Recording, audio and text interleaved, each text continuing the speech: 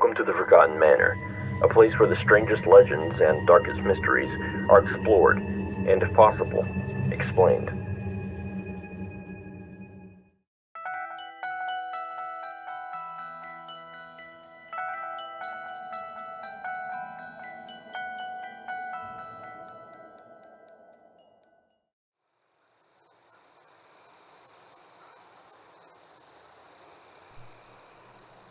The Wendigo is a fairly well-known spirit that originated in North America and southeastern Canada.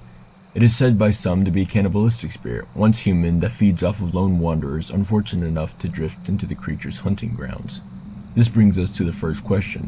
What exactly is a Wendigo? Well, as with most older legends, there are multiple stories and perspectives from which the true nature of the spirit has been portrayed.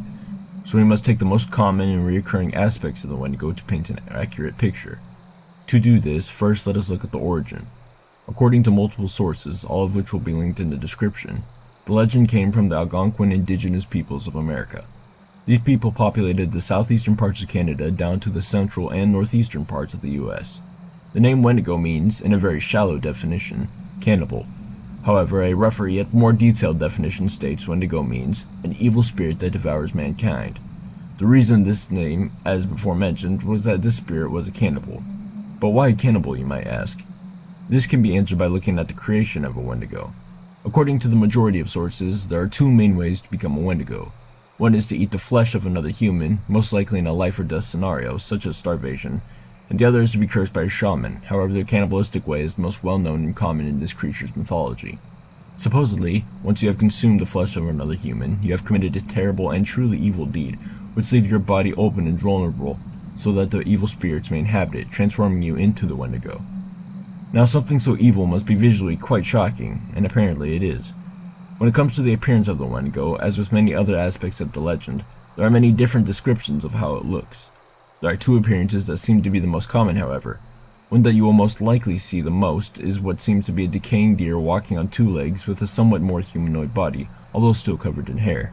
It has claws and a head that resembles a deer skull, with the antlers attached and rotting in some cases. This version of the creature is quite large and tall, in some depictions reaching over 10 feet in height. The large beastly appearance seems to be the most common across media and drawings, and is certainly frightening. The other appearance seems to be quite a bit smaller, reaching only around 6 feet in height maximum. This version has a much more humanoid body, which seems to be completely hairless. Its skin is a pale gray, almost blue in certain lights. This creature is very thin, with long skinny legs and arms that it uses to crawl around on all fours, even with its more human aesthetic. Its eyes are pale and it has sharp teeth to be able to tear the flesh from its victim. Now that we have an idea of the appearance of a Wendigo, we must go over why it is a creature to truly fear. This is where some of the creepiest and more frightening aspects of the Wendigo come into play. The Wendigo is a predatory spirit. It hunts and feeds on weaker prey. And of course, as with most predators, it has a trick up its sleeve to make catching a meal a little easier. Wendigo target people that are alone, the obvious reason being it is easier to kill. But now comes the scarier part. You might say, if it kills those that are alone, I'll just travel in a group. While that may be the obvious choice, as I said before, the Wendigo has tricks up its sleeve. According to witnesses and stories, the Wendigo has a sort of mimicking power it uses to split up a group. It will call out a person's name to try to get them to wander off so they can have a simple and easy meal. There are some eccentric stories that say Wendigos are interdimensional beings that don't truly exist within time. These stories say that Wendigos will choose specific victims to eat, anywhere in time, and target them until they have been devoured. This, however, is one of the more outlandish and unbelievable aspects of the Wendigo. The cannibalistic spirit has many stories, appearances, and references all across media, appearing in games like Until Dawn and even showing up in an Incredible Hulk comic I once owned.